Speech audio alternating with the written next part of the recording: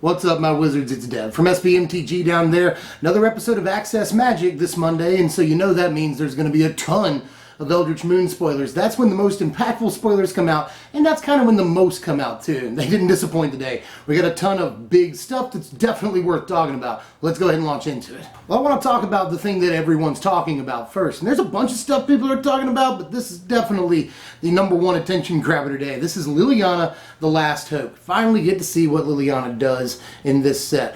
Here she is. She's 3 mana, that's 2 black and a generic, for a 3 loyalty planeswalker.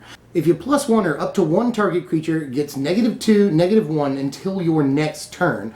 If you -2 her, you put the top 2 cards of your library into your graveyard, and then you may return a creature card from your graveyard to your hand. And then her ultimate, -7, you get an emblem with, at the beginning of your end step, put X 2/2 black zombie creature tokens onto the battlefield, where X is 2 plus the number of zombies you control. Everyone hates her, at least on Mythic Spoiler and Salvation. And I know Salvation is a particularly surly and salty board. And it's sometimes there's nice people, but it's got a reputation as a salty board. And people just don't like it. Honestly, I've seen way more people that hate it than love it. But actually, I'm going to do a reverse Tamiya. You know, everybody liked Tamiya. I was not a fan.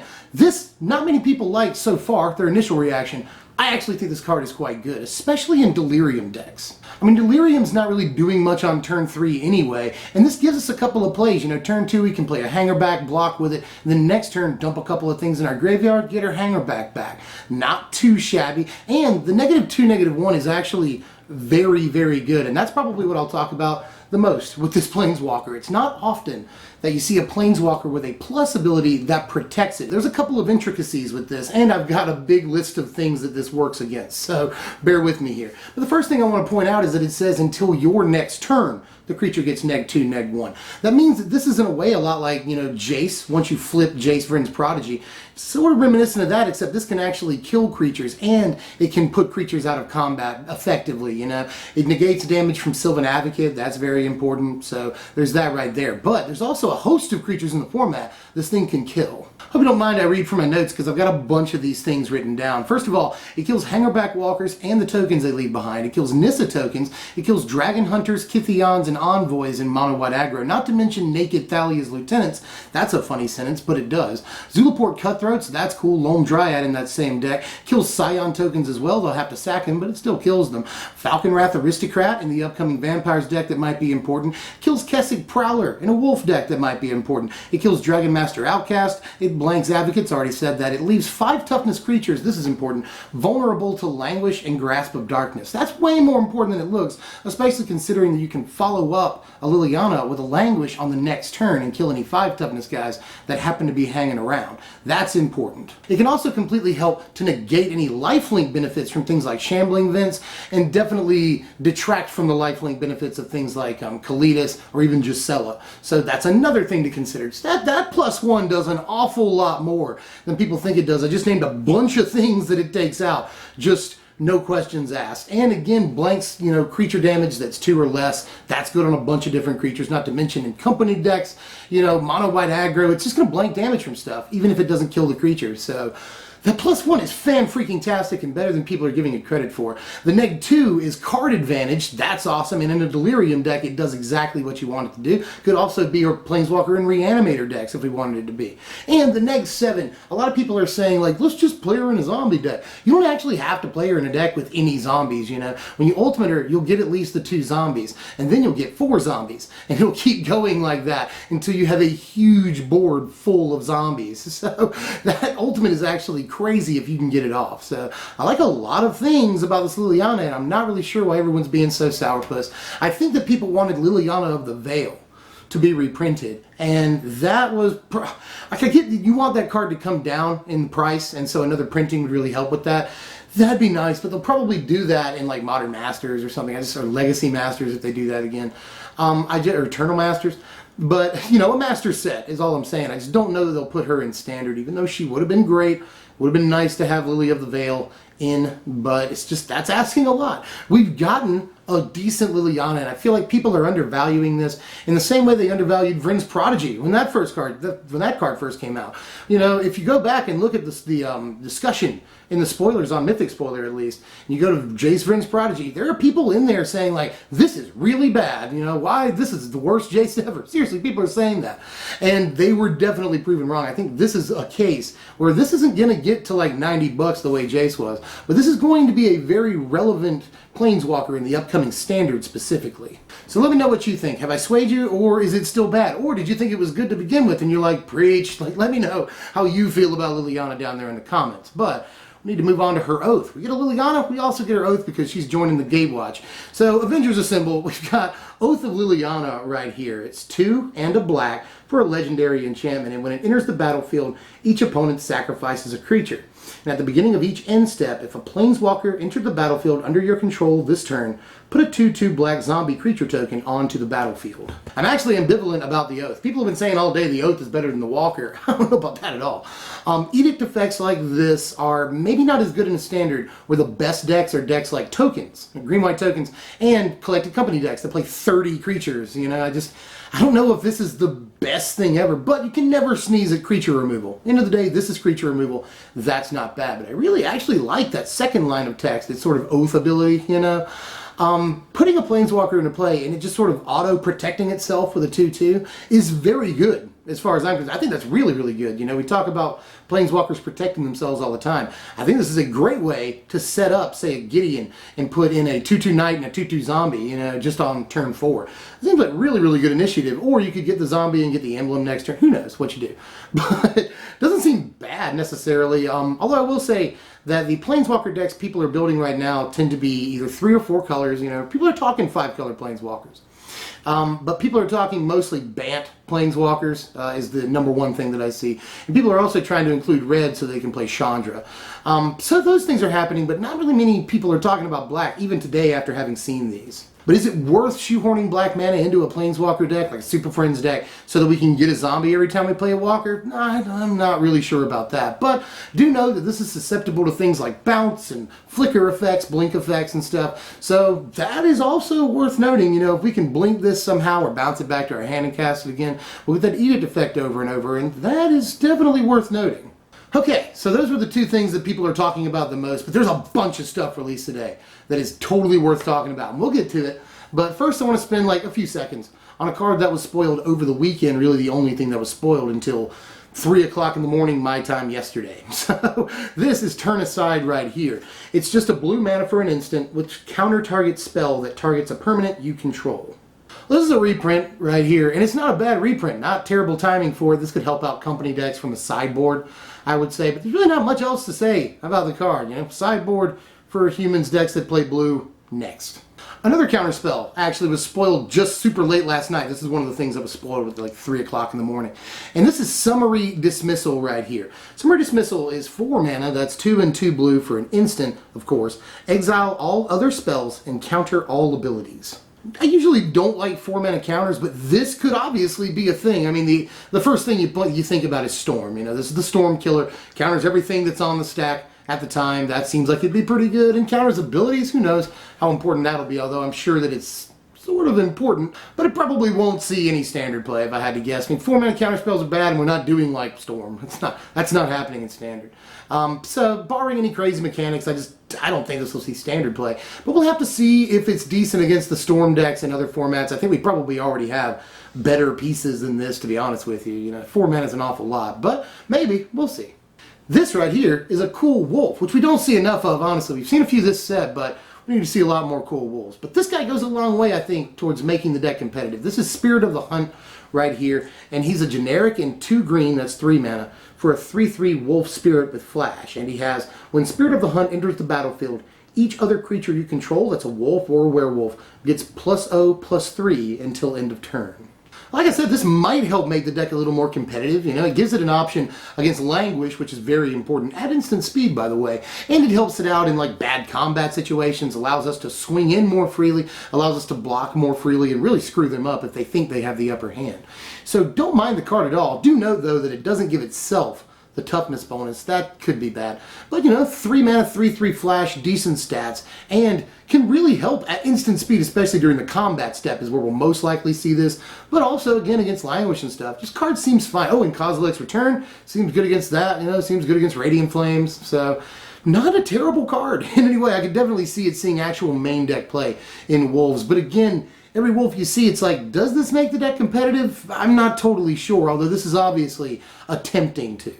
Up next is a card that I really, really hope is part of a cycle, and it looks like it probably is. This is Providence right here. It's a 7 mana sorcery that's 5 generic and 2 white for a sorcery with, you may reveal this card from your opening hand. If you do, at the beginning of your first upkeep, your life total becomes 26.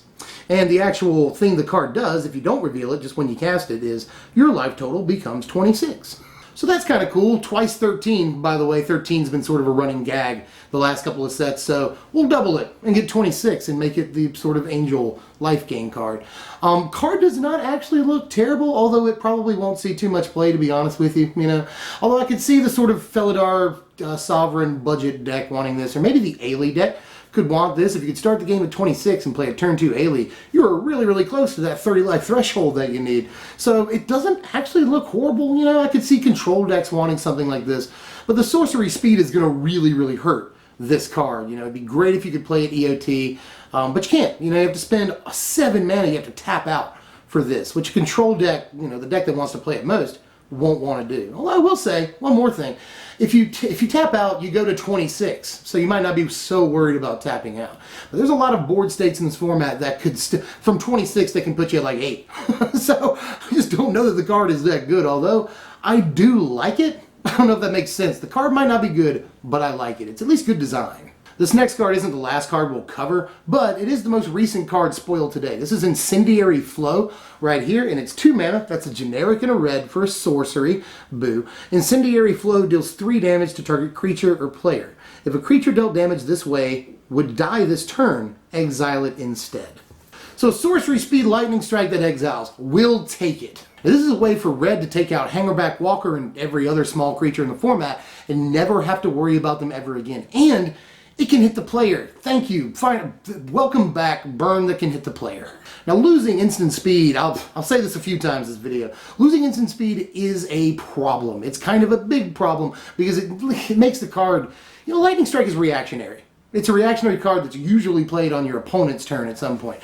Can't do that with this. We have to absorb an entire turn doing it, and then we're tapped out. So that's kind of bad, but it's not going to stop anybody from playing the card. It's still 3 damage that can either hit the dome or kill a guy forever, and we'll never see him again, unless it's Eternal Scourge. But, you know, really, really important card. Super glad it exists. Thank you, Wizards, for at least bringing this to us, I guess. I mean, you could have given it instant speed, whatever, it would have been amazing, but I'll take what I can get, and so will the rest of us. Now here's a land I hate. This is Nephalia Academy right here, and it's got tap to add a colorless to your mana pool, and it also has just a static ability that does, you don't have to tap or anything. Just if a spell or ability an opponent controls causes you to discard a card, you may reveal that card and put it on top of your library instead of putting it anywhere else. Boo! Boo. Don't ruin 8-Rack's fun in Modern, although I'm not sure the card completely ruins the fun of that deck. But it more or less does. It's definitely a huge hit to the deck. And don't dash our hopes of making a sort of discard deck in Standard. You know, just building it up like maybe we can make a discard deck. Come on, Wizards. Then you give us this, which doesn't, you don't pay mana for it. Any deck can play it. You don't even have to tap the stupid thing. It just sits there and does this. Now the thing is, you won't just always put the card on top. It's usually just going to be when it's a very important card that you can't lose. Because sometimes the replacement effect of putting the card on top is going to be really annoying. It's going to feel like you don't really get to draw a card, which kind of sucks. Sometimes drawing a card is like literally one of the best things you can do in a game of Magic. It's, if not the best. So it sucks to replace your draw, but you won't lose the card. Up next is one of 2 cards today that will require a translation. Here it is for you. This is United Resistance. It's a generic and 2 red for a sorcery. It's got Escalate 1, so you just pay 1 generic mana for each mode you want to choose beyond the first mode. It's got 3 different modes. Mode 1 is target player discards all cards in his or her hand, then draws that many cards. Second mode is United Resistance deals 4 damage to target creature. And the third mode is United Resistance deals 3 damage to target opponent. So I'm pretty sure this card is very, very good. You know, paying 3 mana for it would be fine. And paying 4 mana looks pretty enticing. You know, kill a guy and deal 3 to you doesn't seem bad at all. Either that or, you know, kill a guy and Wheel of Fortune myself. You know, that doesn't seem bad either. So the card looks fine and very situational, and a lot of things on it that you want to be doing. And you can pay 5 and just do everything on the card. You know, that doesn't seem bad either. Although again with the sorcery speed makes the card much worse. The card would be fairly busted if it had instant speed, to be honest with you. But even with sorcery speed, the card looks playable, especially with things like Goblin Dark Dwellers in the format. I want to have to say this before I move on. Sphinx's tutelage decks could really like this. You know, turn 3 tutelage, turn 4, you pump 4 into this and kill one of their guys, and then discard your hand. That, you know, seems fine right there all day. So Sphinx's tutelage could really like this, and Goggles decks too. Goggles decks probably like this card as well. So a lot of love to go around, and the card will probably find a home somewhere. This next card is another card that a lot of people are talking about today. A lot of gabbing about this thing, you know, whether people love or hate it. Super polarizing. So this right here is Deploy the Gatewatch. This is Avengers Assemble right here. This is 6 mana, that's 4 generic and 2 white for a sorcery with look at the top 7 cards of your library. Put up the 2 Planeswalker cards from among them onto the battlefield. Put the rest on the bottom of your library in a random order. A Coco for Planeswalkers. That's what a lot of people are calling this, but it is not. This is no Coco at all. This is an imposter. It's sorcery speed, and I think this is the last time I'll say this video, but sorcery speed just makes this nowhere near as desirable. Again, this is no Coco. You go Glen Coco. The Collected Company is good because you can play it in any situation. You can play it at their end of turn and have hasty guys, basically. You can play it during their combat step and totally ruin their day. You can play it during your combat step and ruin any blocks or tricks that they're trying to play on you. The Collected Company just has so many flexible uses in times when people have to worry about it. But you can only play this card on one of your main phases. And 6 mana is fairly pricey. I mean, we can get to 6. We can get to 6 in this format. And the format may even slow down even more. In September when rotation happens, you know, we lose some fast stuff, we lose some 2 power guys for just 1 mana in white, we lose Kithian, you know, we lose Dragon Hunter, we lose actually a bunch of stuff that's really good on the very low end of mono white. Not only that, but we lose Collected Companies. It's just like these 30 creature aggro decks may not be the same upon rotation. We're just not sure. So something this a little slower could see some play, don't get me wrong. I'm just not as impressed by it as some people are. I mean, it definitely creates possibilities for deck building, and I'm excited about those possibilities. But you will have to play like 12 to 16 walkers to make this reliable. And I know some decks have no problem doing that at all, but I just don't know how I feel. So that one's not great, but it probably will see standard play. So let's end today with 2 cards that I absolutely love an awful lot and I'm very happy about. This first thing is Selfless Soul, and it requires a translation. Selfless Soul is just a generic and a white for a spirit with flying, and it's a 2/1. You can sacrifice Selfless Soul to have creatures you control gain indestructible until end of turn. I love this art too. He used to be an adventurer until he took an arrow to every part of his body. Okay, so I love this card. In Standard, it doesn't make your guys language proof, but it does everything else. I'd say this will be really good in company decks, maybe as a sideboard piece, and probably as a sideboard piece for the mono white aggro deck as well. And this is a reason it might actually see main board play. This thing makes Ojutai's Command super dangerous for the next couple of months while it's still in Standard. At instant speed, you can either gain 4, draw a card, whatever, and bring this back from your graveyard. Again, at instant speed to give all your guys indestructible until end of turn. That's crazy. Like, if this thing is in your graveyard, people have to really, really watch out for Ojutai's Command. I just think that this really ups the power of that card for the next couple of months. So love that interaction, and also love that this is as cheap as it could be. They slap flying on the thing. It's a bear, you know, 2 power, 2 mana guy. Everything about this I love, and I could see it seeing modern or even legacy play. It's that good. But it is in competition with this. I really like this card. This right here is Ishkana. That's a silly name.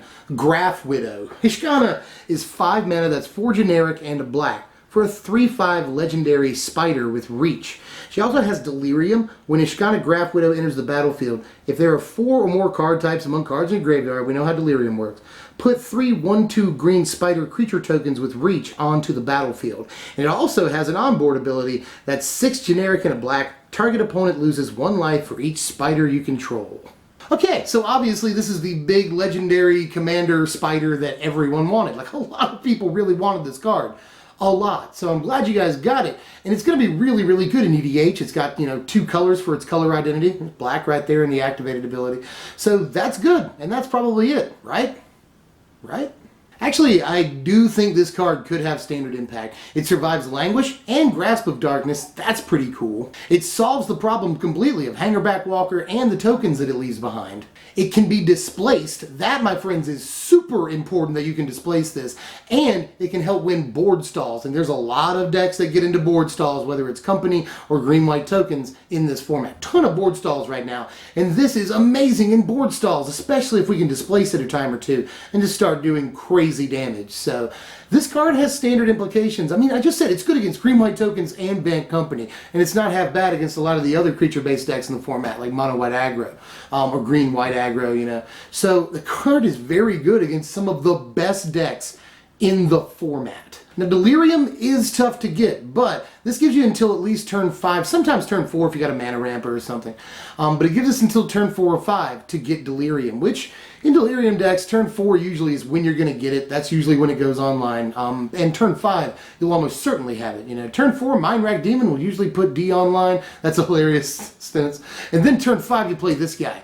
And you just take over the board. You can also cheat this into play on turn 3 with a Cryptolith, right? Although you won't get the spiders, you'll still have this guy and you can displace him later. That's cool. And the last thing I'll say about this guy is don't forget that Westvale Abbey is a card in this standard, This gives us 4 of the 5 creatures we need for Westvale Abbey right then and there. So that's also a consideration, Just a thing that makes 3 tokens when it comes into play is always good. It's not Hornet Queen, but it's probably in some ways better than Hornet Queen in a lot of situations, Winning board stalls is very important. The decks it's good against makes the card playable right away, and the fact that it's good against black decks that run Languish and Grasp makes it playable. I mean, the card is playable against almost any strategy in Standard right now. Bottom line, this card does a lot, and I would in no way be surprised if this is not necessarily a Standard staple, but definitely a piece that it finds its way into Standard somehow as maybe a 2 of in certain decks. Definitely could see this, and I hope it makes it because it's got a lot going for it, and the things it has going for it are deceptive.